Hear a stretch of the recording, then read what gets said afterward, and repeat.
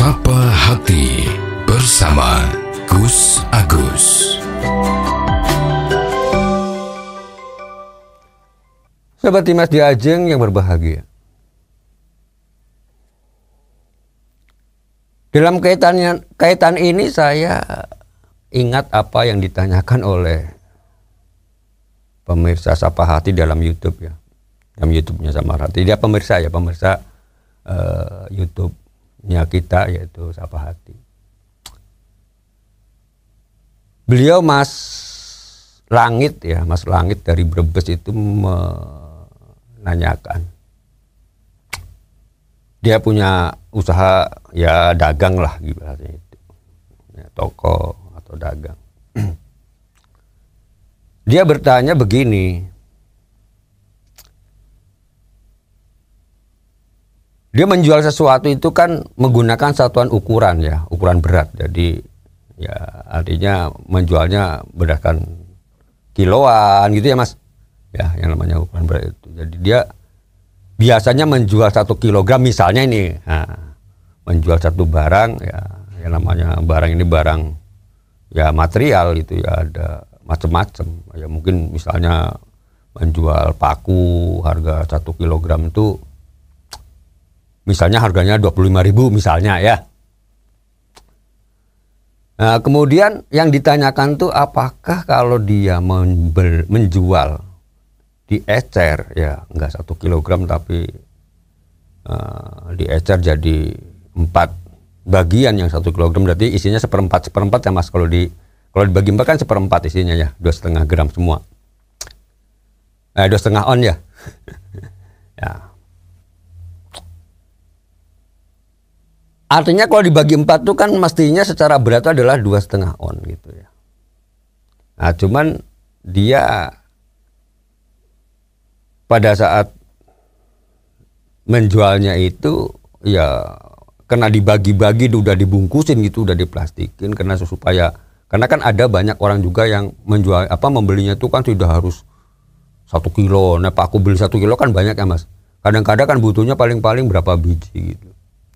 Makanya ada dia menjual dibungkusin beberapa biji gitu, beberapa bungkus ya, bisa jadi 4 atau jadi 5, jadi 1 kilo itu bisa dibuat bahkan menjadi 5, dibikin 2 onan misalnya begitu.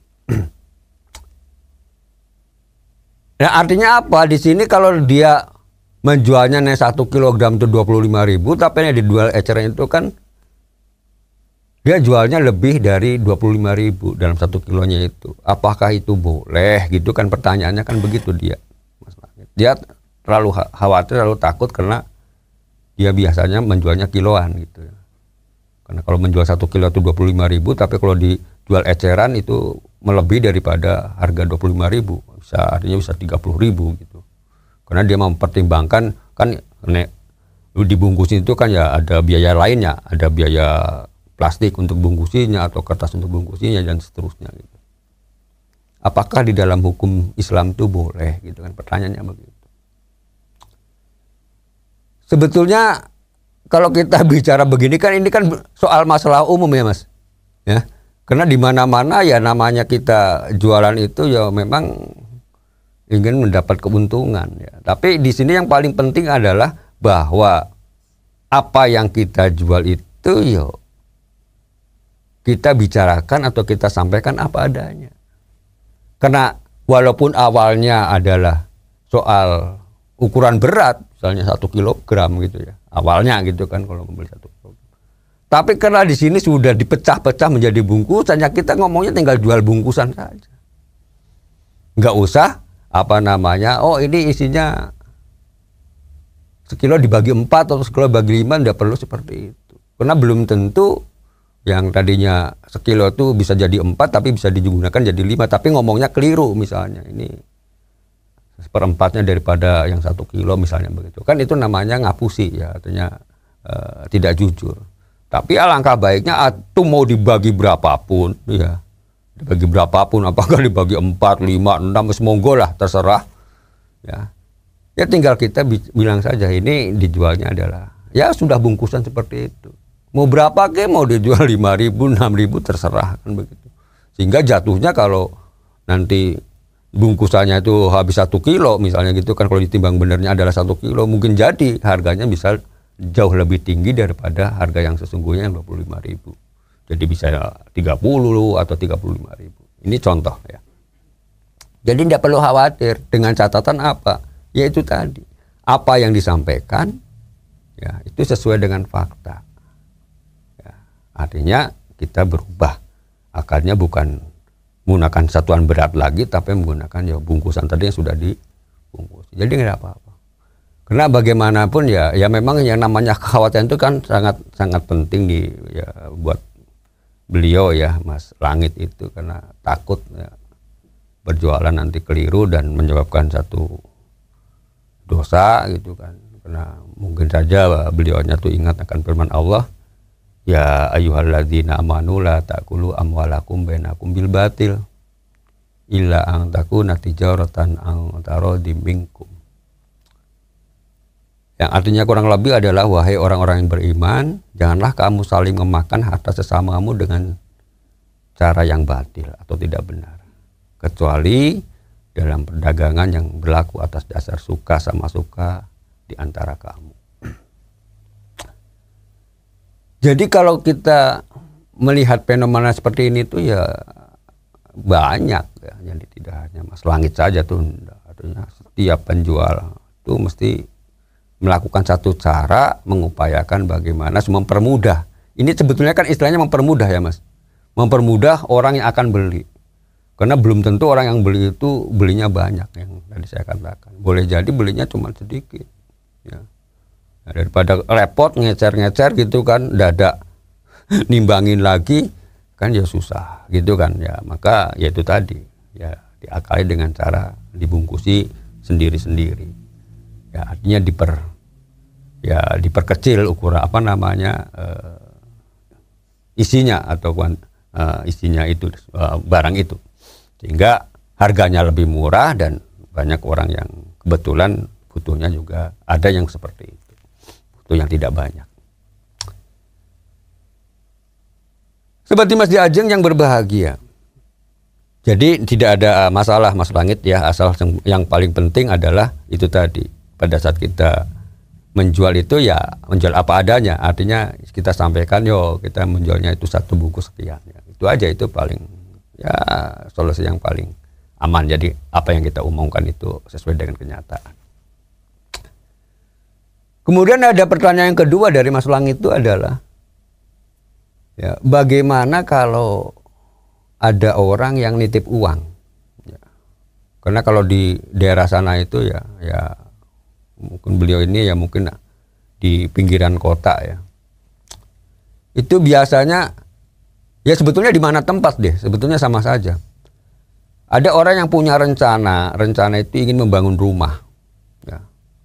Karena umumnya rata-rata kalau orang yang tidak punya uang yang banyak gitu ya orang-orang yang ya meniti dari bawah itu kan biasanya hasil bekerja itu kan biasanya kan ditabung gitu ya Mas.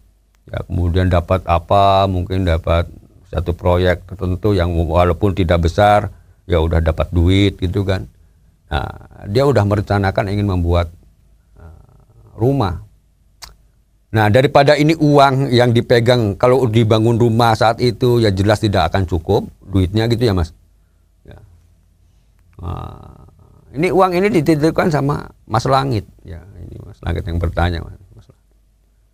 Yang mana suatu saat nanti kalau dia sudah siap untuk membangun rumah, nanti uang ini untuk digunakan membeli barang yang ada di tokonya Mas Langit ini.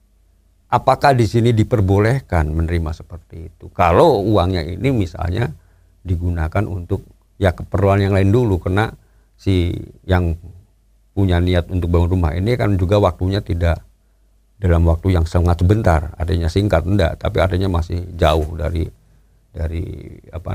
rencananya itu.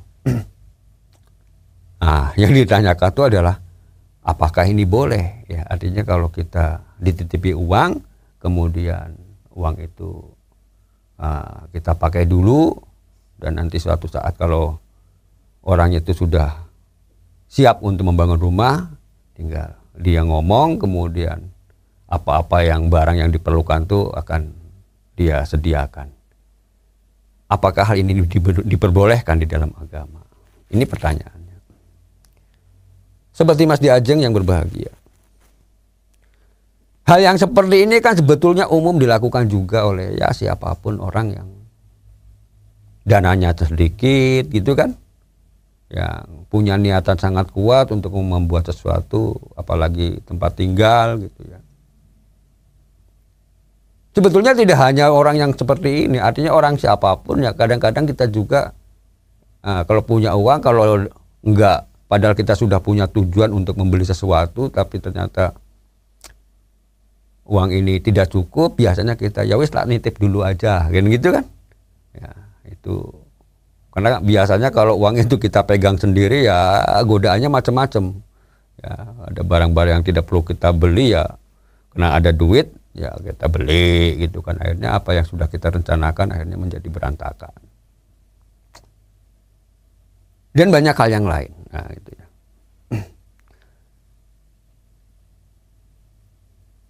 Nah dalam hal yang seperti ini tentu kita harus, yang paling utama ini kan ya, kalau kita ngomong jual beli itu memang banyak khilafiahnya ya soal hal seperti ini. Artinya tergantung daripada bagaimana kita niatannya itu, memulainya itu. Ya yang paling utama itu kalau kami melihat ini adalah adanya keterbukaan. Ya, keterbukaan di awal, ya, karena bagaimanapun ini akan menentukan untuk kedepannya nanti, apakah ini menjadi boleh dan tidak boleh.